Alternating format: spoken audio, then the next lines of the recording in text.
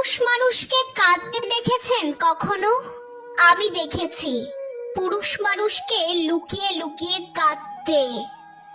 আমি দেখেছি পুরুষ মানুষকে চোখের জলটা চোখেই আটকে নিতে। আমি দেখেছি পুরুষ মানুষকে মাথার ওপর ছাদ হয়ে উঠতে। আমি দেখেছি, বিশ্বাস করুন, আমি দেখেছি একজন পুরুষ কিভাবে হয়ে ওঠে একজন কর্তব্যপরায়ণ পুত্র, একজন ধৈর্যশীল ভাই, একজন প্রেমময় স্বামী, একজন স্নেহশীল পিতা। ফার্স্ট বেটিং পাওয়ার জন্য ঝগড়া করা ছেলেটা বাড়ি ফিরে আসার সময় 5 টাকার চটপটি কিনে ছোট বোনের সঙ্গে ভাগ করে খায়।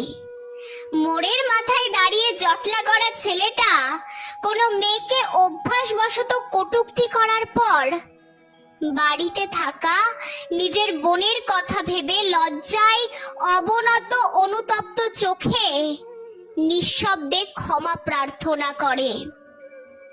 ইতিহাসের কোন তারিখ মনে না রাখা ছেলেটাও ভাইফোঁটা আর রাখি বন্ধনের তারিখটা ভুলে যায় না।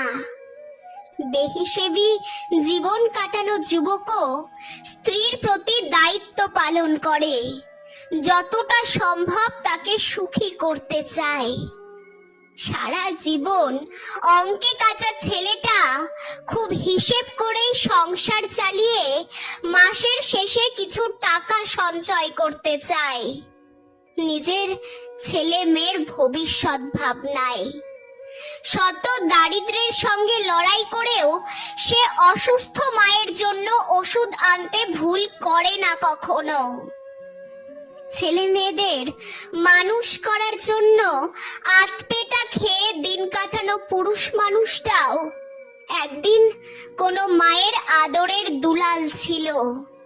সংসারের ওপর আসা অনটনের ছায়া নিজের কাঁধে গ্রহণ করা মানুষটাও একদিন কোনো বাবার ছত্র ছায়ায় মানুষ হয়েছে। আসলে আমাদের ভাবনাগুলো একটু পরিবর্তন করতে হবে।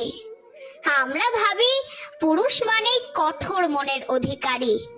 পুরুষ মানুষ তো, তাই ওদের মনে চিন্তা নেই, ওদের অত আবেগ নেই, তাই ওরা কাঁদে না, ওরা সহজেই সব ভুলতে পারে। না না, আসলে তা নয়। পুরুষ মানুষও কাঁদে, ওদেরও কষ্ট হয়, কারণ পুরুষ মানুষও যে মানুষ।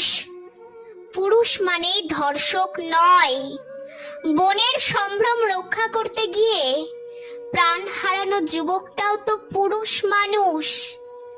বান্ধবীকে বাঁচাতে গিয়ে আহত হওয়া তরুণটাও তো পুরুষ মানুষ।